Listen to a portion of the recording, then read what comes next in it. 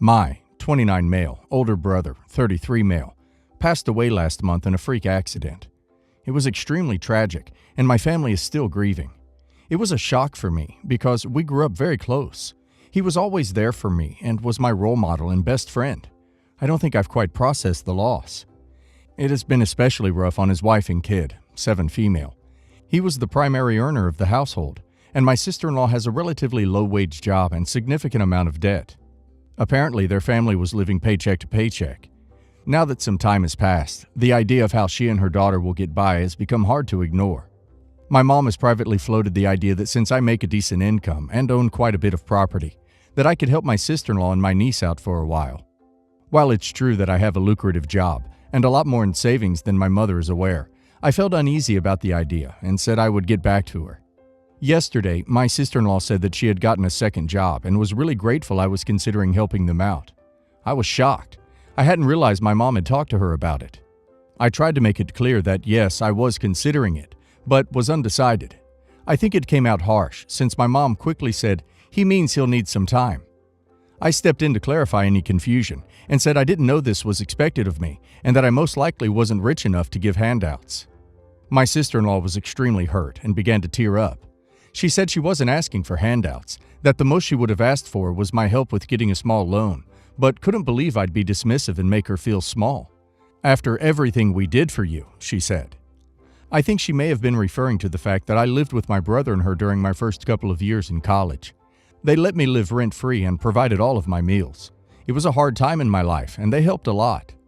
I feel sort of guilty, but I also feel I'm entitled to my savings. I didn't want to be backed into a corner. I don't think I will be helping my sister-in-law in any capacity, since she tried to weaponize the time my brother helped me out. My mother thinks I'm being cruel and selfish and dishonoring my brother's memory, and don't understand the meaning of family. Am I the a-hole? Yes, the a-hole. It was not the a-hole until this.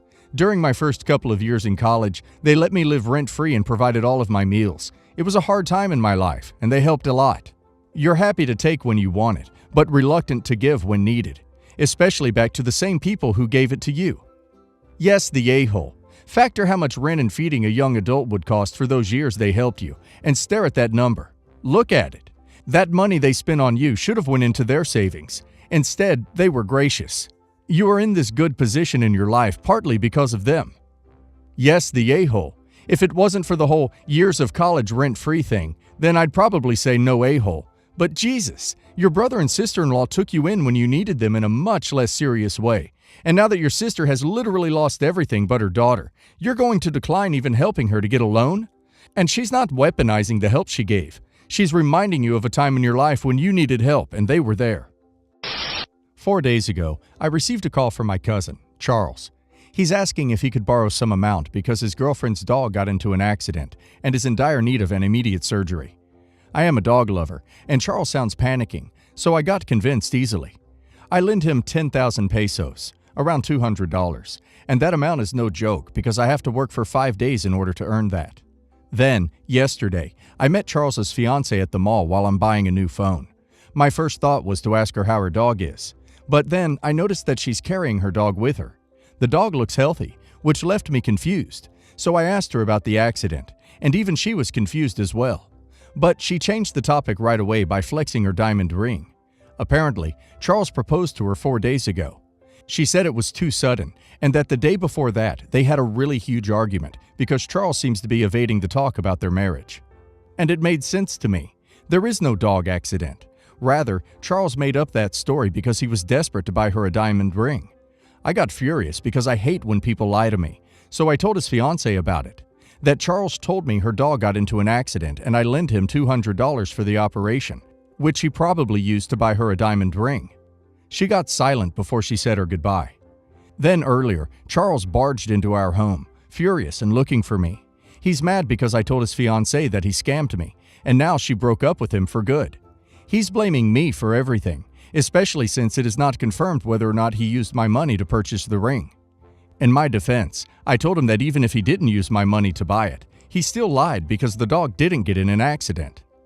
Anyway, my mom sided with him, telling me that I should have at least confronted him first, rather than ruining a relationship and Charles's reputation.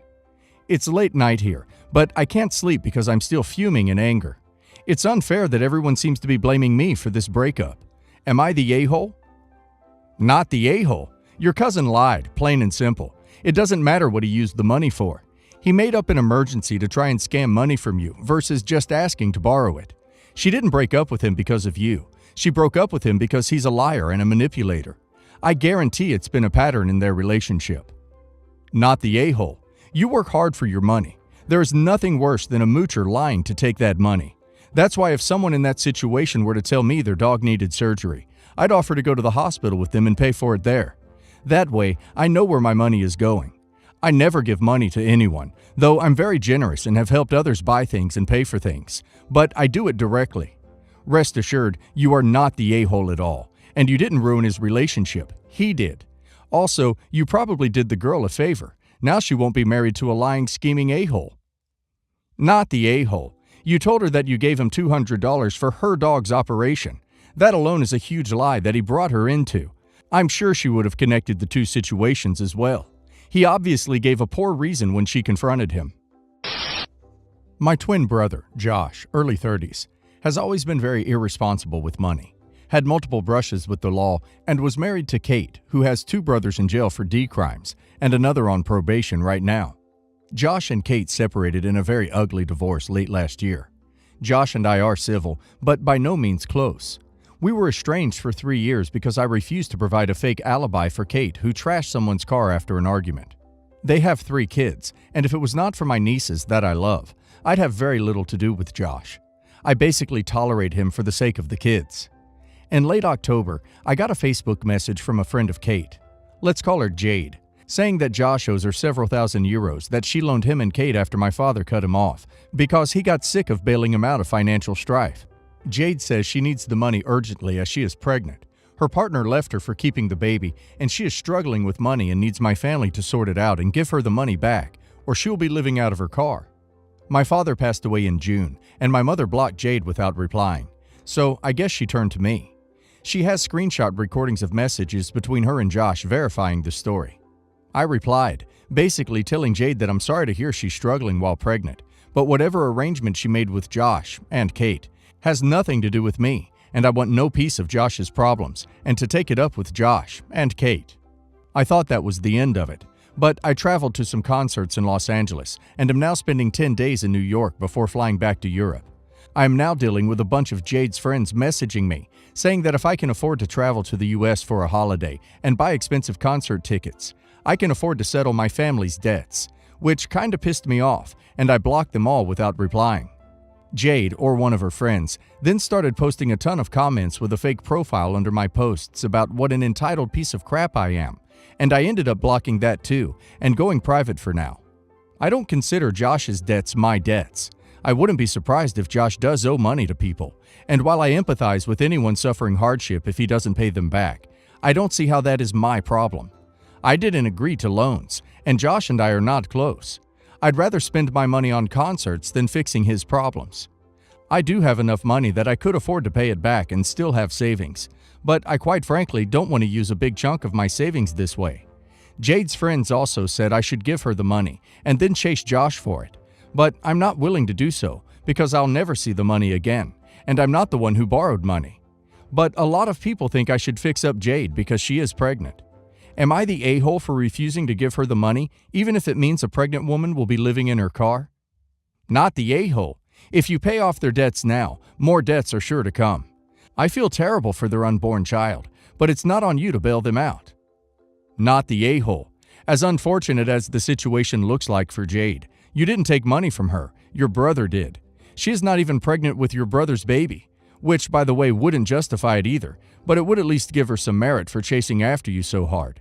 Even then, it wouldn't be your responsibility. You're absolutely correct to block any and all toxicity from Jade and her friends. Not the a-hole. Not the a-hole. Not your problem, and has nothing to do with you. She's out of line for contacting members of your family.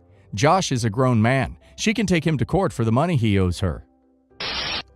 I, 30 female, invited my dad to visit me and my husband for a week as we live abroad. He brought his wife, who asked if her daughter Linda could come as well. I don't know Linda very well, as our parents got together when we were already adult, but she always seemed fine, as does her husband James, so I said okay. Linda notified us that she would be bringing her foster child. Let's call her Sophie, 12 female. I didn't think this would be a problem, but I was wrong. Sophie was incredibly hyper from the minute she stepped in the house. She would interrupt conversations and demand attention. Linda did nothing about her behavior. The first few days were long and arduous, with Sophie complaining about every activity and meal without fail, and dictating the running order of everything, because if she didn't get her own way, she would have tantrums like a toddler and swear like a sailor. She also damaged some art supplies I let her borrow to paint with, and damaged the desk in my husband's study. We were all fed up, but felt sorry enough for Linda and James having to put up with it all the time that we didn't say anything. She also developed what I consider an inappropriate and weird fixation with my husband. She would demand to sit next to him at restaurants or at home, ask to hold his hand when crossing roads, and just generally latched on to him. At one point, she even tried to sit on his lap. The final straw was when we were all eating dinner at my apartment before me, my husband, James, and Linda were going out for the evening, and the parents would watch Sophie. Sophie was whining that she wasn't allowed to come, and Linda said it was an adults-only evening. Sophie finished her food and left the table, and 2 minutes later we hear something smash. We all run to the lounge to see that a very expensive ornament has smashed on the floor, and Sophie is standing there looking smug. She said it was an accident, but none of us believed her. Linda offered to pay for the damage until she found out the cost, and had the decency to be mortified and apologetic. But I'd had it. I told her to pack up the kid and go. She might be committed to this, but I didn't commit to property damage and having my life run by a child. Linda and James pleaded that Sophie was just feeling upset and insecure, but I'd had enough of cutting slack to everyone involved. Eventually, they left to stay in a hotel. My dad's wife was beside herself and said I should have had more compassion for what Sophie is going through, meeting new people and traveling for the first time, etc. And maybe some of her attitude can be explained by that. It's not the majority. While my dad is on my side about not wanting her around, he said it was overkill to throw them out immediately. But I don't see why I should have to put up with destruction in my own home and foot the bill for the privilege. What was the kid going to destroy next? Am I missing something here? Am I the a-hole? Okay, first of all, the thing with your husband. That's how men get accused of stuff when they refuse the child's attentions. That's a major concern already. Secondly, a lot of foster children are really messed up by a broken system, and behavioral disorders aren't uncommon. However, that is no reason anyone who did not consent to fostering the child should have to suffer the consequences of the behavior. Having your stuff damaged because you didn't give her her way is not acceptable. It's also concerning that her foster parents are not trying to correct or redirect their behavior. This is only going to cause the behaviors to escalate as she tests limits.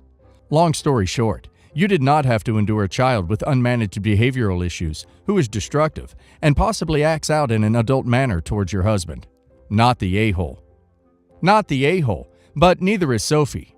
Yet, I don't know what kind of trauma Sophie has in her past, but ultimately, the fault here lies in her enablers, your stepmom and sister. This child needs to be in therapy, and she needs boundaries and consequences.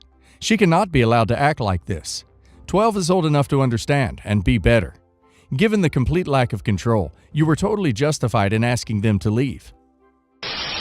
My wife has never liked my mom. I'm not sure my mom likes her either, but nothing has ever happened and they get along well enough. Just very, very distant, though I would say my wife has begun to dislike my mom more since she had our son. I don't know why. My mom doesn't come around any more than before. She isn't overbearing, but everything she does is wrong with my wife now. One of my wife's biggest issues with my mom has always been that she is creepy in the sense her face never moves. No, nothing medical, and no butchered cosmetic surgery. And her voice never changes. She is witty, even my wife agrees there, but rarely laughs or smiles, and just seems totally emotionless.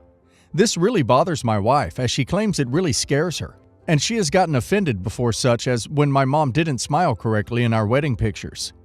My mom got into a relationship about 2 years ago, and he is truly the only person in the world who can get any type of emotional response. Apparently her face does move, and she is capable of laughter. She even changes her voice with him, and to be honest, it did freak me out, but obviously I wouldn't say anything. My wife was offended by this, and now hates my mom even more. We saw my mom twice this month, which is a lot for us, but once was for a family trip. My mom was with her fiancé and being giggly, and I could tell it was really bothering my wife. The second time my mom came without her fiancé and was the same as ever, no effect.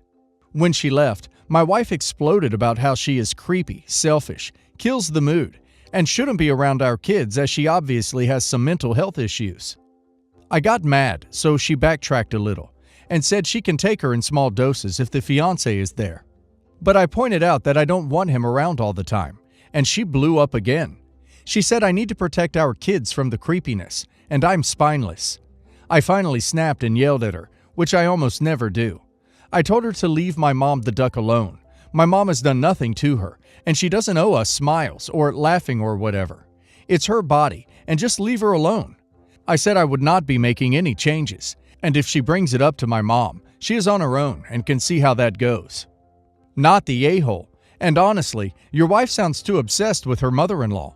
Not everybody has to have an expressive face. Honestly, your wife's behavior is the creepy one here. Not the a-hole. I probably wouldn't smile or giggle around your wife either. She's the one who actually sounds creepy.